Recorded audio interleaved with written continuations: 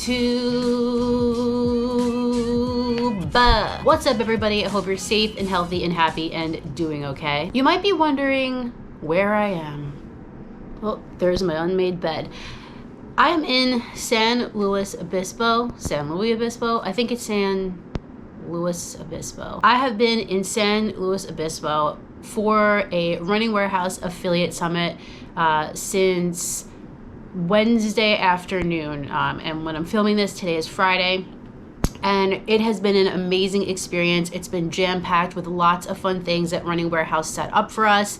I really can't thank them enough for flying me out here. And we've gotten to run in some of the most beautiful places that I have ever run. But one of the things that I'm really excited about, and I know I'm kind of late to the game here in terms of like reviewing this shoe, but they gave me a pair of Clifton 9s. Look at that angle. What a great shot. I mean, cinematography on point.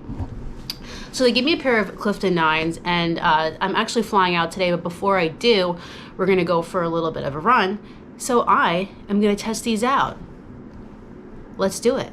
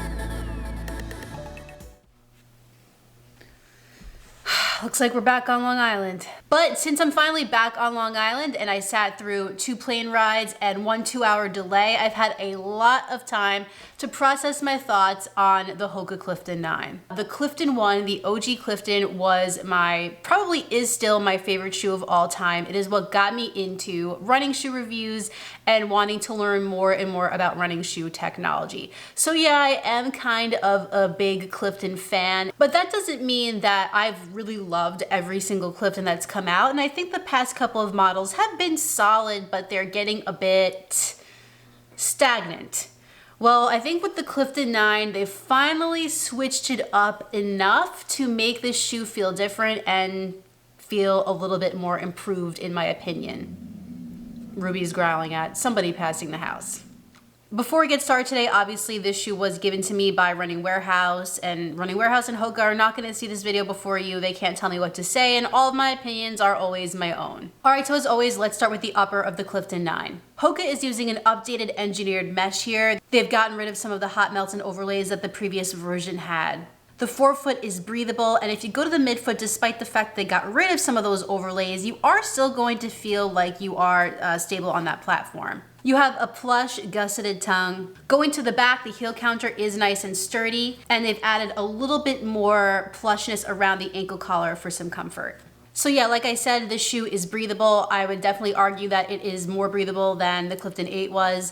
I was running in, I don't know, maybe like 50-degree weather and some breeze here and there, and I did feel it passing through the forefoot of this shoe, which is gonna definitely benefit you in a warmer climate. Or when your foot just starts to get sweaty and gross. Turning the shoe over this way, people often complain that the Cliftons and a lot of Hoka shoes are pretty narrow. I'd say that maybe they opened this forefoot up a little bit, but I can't confirm that. It does feel like I have a little bit more room here, but it could just be the change in materials that they use. My only gripe with the upper is that I did feel some heel slipping.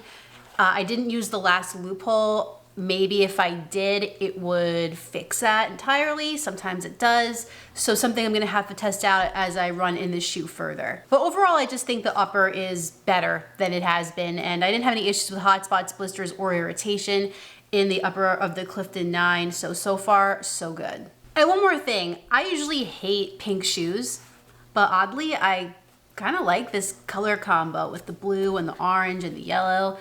I'm not mad at it. I'm kind of digging it. Next up, let's chat about this midsole. One of the bones that people pick with Hoka all the time is that they just use EVA foam and they don't really get with the technology and start using different types of foams that other brands are using.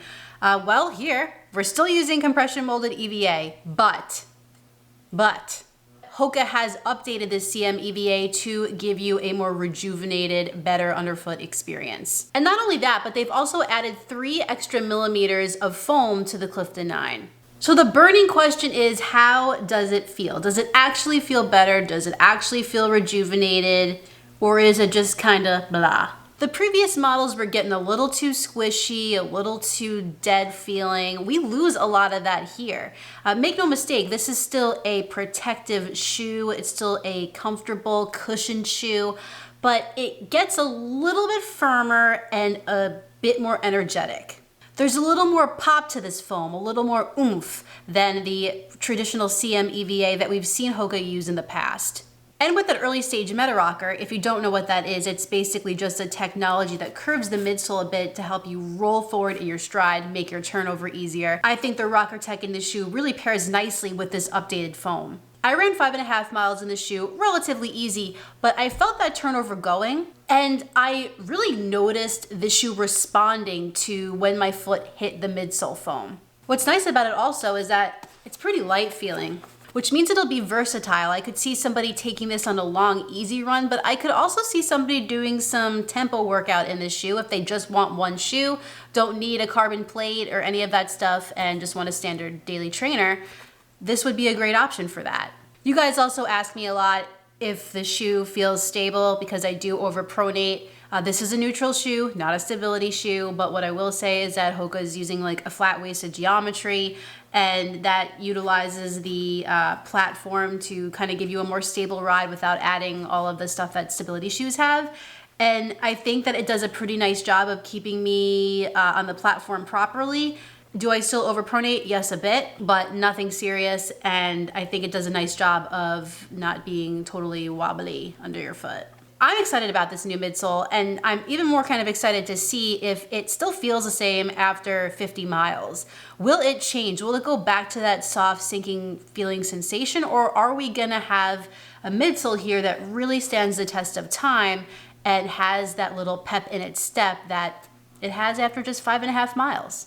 Turning the shoe over, you will see that Hoka is using some Durabrasion rubber here. That's the yellow little pods that you're looking at in the forefoot and in the heel, and then we have some exposed EVA in the midfoot. I felt like this rubber did just fine. It was a dry day, so haven't really gotten to test it on slicker roads and surfaces yet, but it did great yesterday. Obviously not yet seeing any wear on the rubber, and even on the exposed EVA, not really seeing any wear. I think Hoka does a pretty nice job of making sure that their outsoles don't add weight to the shoe, and it's already a pretty stiff shoe. They also do a nice job of making sure the outsole doesn't add to that. The Hoka Clifton 9 is $144.95 on runningwarehouse.com, which I think is a very fair price for this shoe. If you're in the market for a new Clifton, you have the 8, might want to get the 9. I think the question is really going to be, do you really like the sinking, more plush feeling of the Clifton 8, or are you looking for a little more life, a little firmness response? Then you might want to upgrade. Let me upgrade you.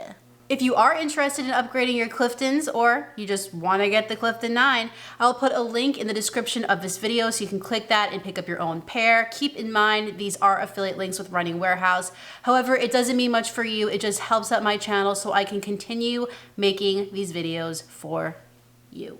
As for moi, I really like this shoe. I'm excited about it. I'm kind of eager to see how the foam morphs over time. But this will be one of those pretty old shoes that gets to 50 miles, so stick around for that full review. Well, everyone, that concludes my first impressions of the Hoka Clifton 9. If you enjoyed this video, please like it down below and subscribe. And when you're done with all that, hit the notifications bell so you can find out every time I upload a new video. Doesn't this look like candy, kinda? Like, I kinda wanna eat this shoe. Have another video for you coming next week, but in the meantime, get out there, get on the grind, and don't forget to run like heller. See you next time.